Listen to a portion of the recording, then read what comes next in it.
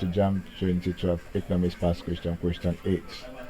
A rise in income with Certeris Paribus bring about, option A says, a movement along the demand curve. Option B says a leftward shift of the demand curve. Option C says a rightward shift of the demand curve. Option D says no effect on the demand curve. When there is an increase in demand, the demand curve shifts to the right, indicating at the old price more of the commodity will be purchased.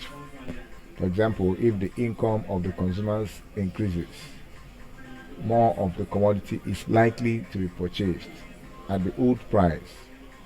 Rightward shifts increase demand.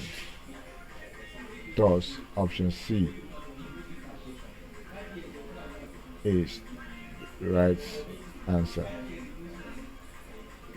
Thank you, and please subscribe for more past questions.